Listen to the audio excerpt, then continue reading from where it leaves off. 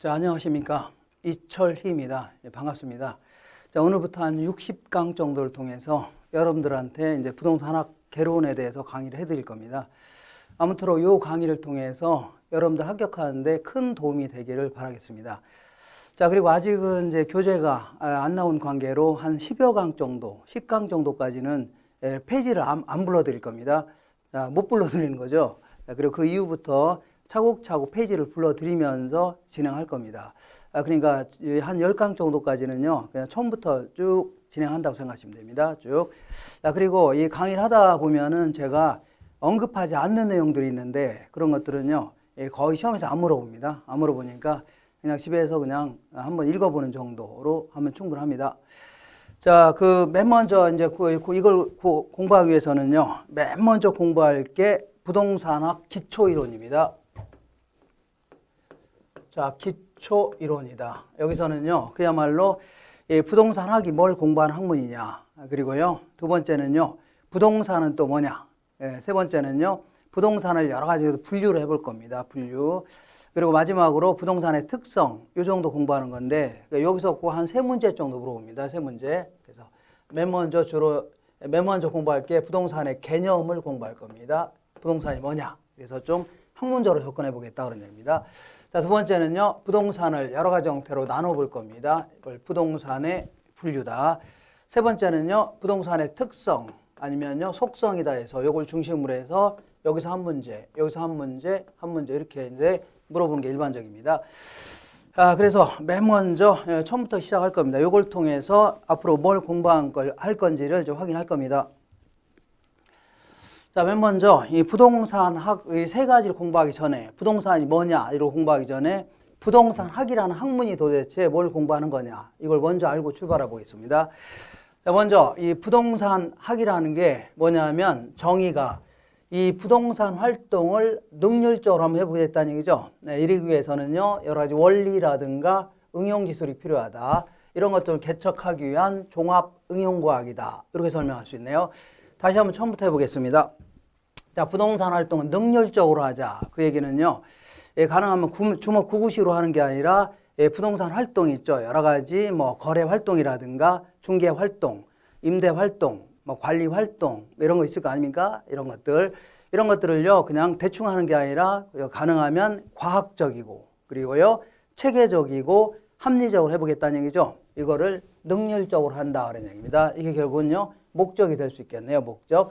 그러면 이런 걸 위해서 여러 가지 이론적인 지식도 좀 필요하고 실무적인 능력도 필요하죠. 그러니까 의사가 되려면요 여러 가지 이론적인 지식 이런 것도 충분해야 되지만 어떤 실무적인 능력 이런 것도 갖춰야 될 거 아닙니까? 부동산 활동도 자신의 부동산이 됐든 아니면요 남들의 재산이 됐든 고액의 부동산을 관리하는 활동 아닙니까? 그러다 보니까 여러 가지 이론적인 지식도 좀 충분해야 되고 그리고요 실무적인 능력도 있어야 된다 그런 얘기입니다. 그래서 자 이때 약간 어려운 얘기를 할 건데 이 이론적 측면을 강조할 때는 과학성이 강조된다 이렇게 얘기합니다. 그리고 이제 실무적인 측면을 강조할 때는요, 기술성이 강조된다. 이렇게 얘기하는데, 과학성이라는 것은 보통 어떤 학문이 지니고 있는 어떤 본연의 성질, 학문적인 깊이, 이런 측면을 강조하는 걸요, 과학성이다. 이렇게 얘기합니다. 거기에 비해서 실무적 측면을 강조할 때는요, 기술성이 강조된다. 이렇게 얘기합니다. 자, 기술성이라는 것은 뭐 현장에 써먹을 수 있는 어떤 능력, 응용 능력, 수단성, 이런 걸 강조하는 것을요, 기술성이다 이렇게 표현합니다. 그러니까 이제 이론적인 측면뿐만 아니라 실무적인 측면도 골고루 배양하기 위한 종합 응용과학이다 이렇게 설명할 수 있네요. 결국 이게 학문적인 성격을 이제 한번 포괄해서 얘기하는 겁니다. 그래서 만약에 이 앞부분에서 만약에 한 문제 정도 물어본다면 한 5년에 한 번꼴로 요걸 보통 이제 물어봅니다. 요거. 자, 그러니까 학문적인 성격을 이제 간단히 물어볼 수 있다는 얘기죠. 간단히. 맨 먼저 이 과학은 크게 이제 자연과학이라는 게 있습니다. 자, 자연과학이라는 것은 어떤 자연의 현상, 어떤 우주의 본질 이런 것들을 탐구하는 활동 이런 것들을요 자연과학이다 이렇게 합니다.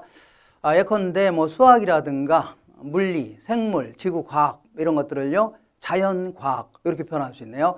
그럼 거기에 비해서 사회과학이라는 것은요 사회과학 이거는 그야말로 인간들 간의 관계에서 나타나는 현상, 아니면요 인간과 사물이 연결돼서 나타나는 다양한 현상. 어쨌거나 인간이 개입돼야 됩니다. 인간이 개입돼 있을 때 나타나는 다양한 현상을 연구하겠다는 얘기죠. 여기에는요 여러 가지 법학이라든가 뭐 종교학이라든가 아니면요 회계학, 경제학 뭐 이런 것들이죠. 이걸 다 전부 다 이제 이 사회과학이다 이렇게 표현합니다. 사회과학. 자, 그리고 간혹가다 보면 자연과학 앞에는요 이 순수자 혹은요 기초자를 쓰는 경우가 이제 많이 있는데, 이 순수라는 것은 어떤 자연의 현상, 우주의 본질을요 있는 상태 그대로 분석하는 겁니다. 순수하게. 거기에 비해서 요거 앞에는요 응용자를 붙이는 경우가 많이 있는데, 자, 응용이라는 표현은 뭐 현장에 써먹겠다는 얘기죠.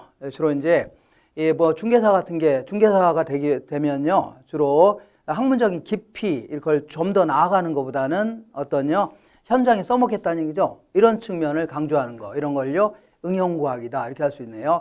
그래서 자꾸 현장에 써먹겠다, 수단성 이걸 강조하겠다는 얘기입니다. 이걸요 응용과학이다. 그래서 결국은요 부동산 활동은요 부동산학은 사회과학이면서 응용과학이다 이렇게 할 수 있네요. 사회과학이면서 응용과학이다. 자, 두 번째는요 우리 이제 부동산학은 어떤 수학이라든가 이런 거는요 상당히 추상적이잖아요. 그래서 추상적 학문이다 이렇게 표현합니다.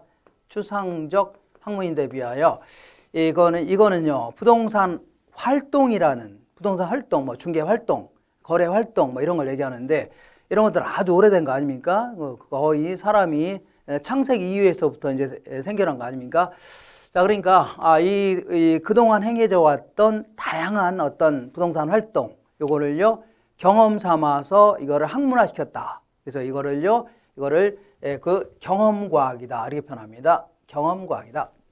그다음에 자, 종합과학이라는 것은요 이 부동산학이라는 게 뭐 탄생한 게 그다지 오래된 게 아닙니다. 자, 1970년도에 이제 일본에서 공부하고 돌아오신 김영진이라는 그분이 이 건국대학교에서 강의를 한 게 최초인데, 그때 이제 부동산 학을 강의하려면 어떤 책이 있어야 될 거 아닙니까? 그래서 이 책을 만들기 위해서 어떤 형태로 만들었냐면, 주변에 있는 다양한 학문들이 있죠. 다양한 기존에 있는 학문들을 이걸 싸잡아서 이 부동산에 맞게끔 이거를요 체계화 시켰다. 아니면요 이거를 뭐 시스템화 시켰다 이렇게 표현합니다.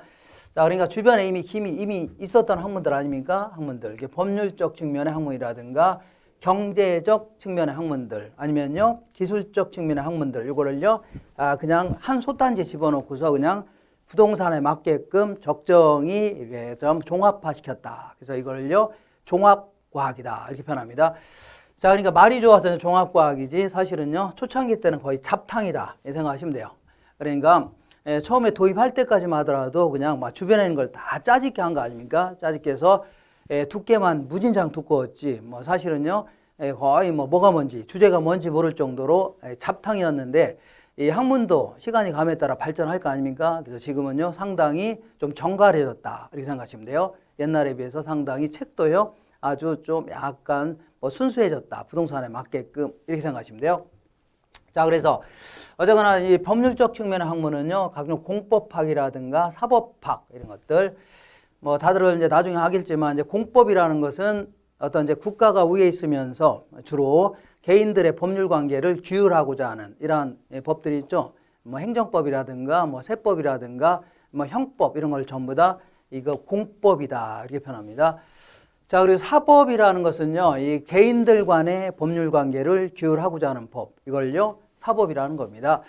예컨대 이제 민법이라든가 상법 이런 것들을 보통 사법 이렇게 얘기합니다. 기존에 이미 있었던 전통적인 학문들 아닙니까? 그리고 이제 경제적 측면 학문들은요 경제학이라든가 경영학, 회계학, 뭐 통계학이라든가 뭐 산업심리라든가 이런 거 다 경제적 측면의 학문이다. 그 다음에 기술적 측면의 학문은요 건축학이라든가 토목학 이렇게 이제 기존에 있었던 학문들을 싸잡아서 이거를 학문화시켰다 해서 이거를요 종합과학이다 이렇게 표현합니다. 종합과학. 마지막으로 이 어떤 사회과학의 어떤 뭐 그 특성이 될 수 있는데, 규범과학이라 이런 얘기는요 어떤 학문을 통해서 그 무엇이 옳고 그른지의 가치 판단의 기준을 제시한다 그런 얘기입니다. 이게 옳은지 저게 옳은지. 나중에 이제 공부가 다 끝나게 되면요 이 그 투자 같은 거는 바람직한 활동이다. 그렇지만요 투기는요 바람직하지 않다는 얘기죠. 이런 식으로 옳고 그름의 가치 판단의 기준을 제시한다. 그래서 이거를 규범과학이다 이렇게 얘기합니다. 그래서 요 네 가지 이렇게 응용과학이다, 사회과학이다, 그리고 경험과학, 종합과학, 규범과학 이렇게 해서 대가리 위주로. 그러니까 뭐 자세히 안 물어봅니다. 대가리 이렇게 쭉쭉 뭐 이런 게 나오면 순수과학이다, 자연과학이다, 추상과학이다 이런 게 나오면 다 틀린 겁니다. 그래서 이 정도로 가볍게 알고 계시면 돼요. 자, 그래서 우리나라는 애초에 그 종합과학의 형태로 출발했습니다. 종합과학. 그래서 무릇 모든 부동산 활동할 때는요, 이렇게 세 가지 측면.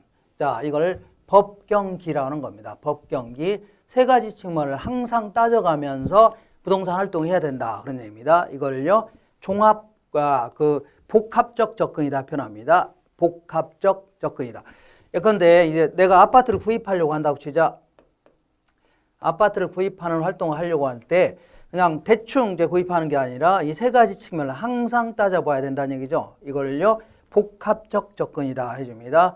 어떤 무릇 이따가 여러 가지 활동을 할 건데 부동산 활동에 대해서 이제 정의를 내릴 건데 이런 걸 할 때는 항상 세 가지 측면을 항상 따져야 된다는 얘기입니다. 이걸요, 복합적 접근이다.